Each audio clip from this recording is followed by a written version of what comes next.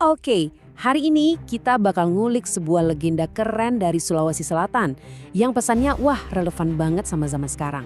Kita akan bahas kisah Ilaurang, sebuah cerita yang nunjukin kalau yang kelihatan di luar itu bukan segalanya. Tapi sebelum kita mulai, coba deh jujur sama diri sendiri. Pernah nggak sih kamu ngerasa dijudge cuma dari penampilan luar? Mungkin dari cara kamu berpakaian atau hal-hal lain yang kelihatan di permukaan aja. Kayaknya hampir kita semua pernah ngalamin ya.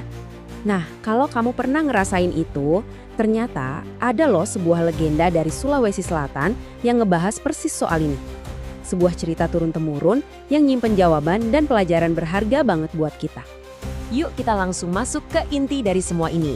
Pesannya mungkin kedengeran klise, tapi maknanya tuh dalam banget.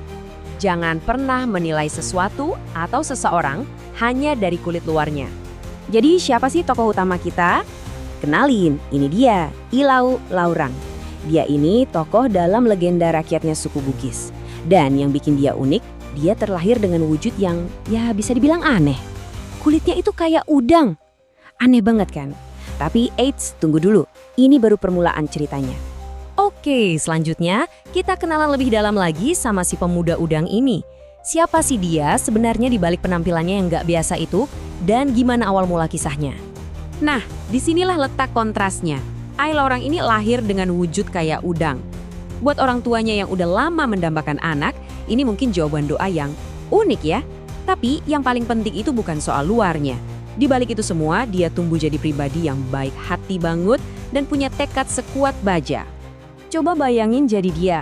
Gara-gara penampilan yang beda, dia langsung jadi orang buangan. Dikucilkan, diremehin sama hampir semua orang di sekitarnya.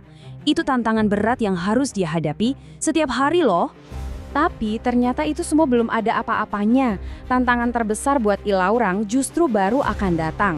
Kita sekarang masuk ke titik balik ceritanya, yaitu ujian di kerajaan. Disinilah mental dan hatinya bakal diuji habis-habisan.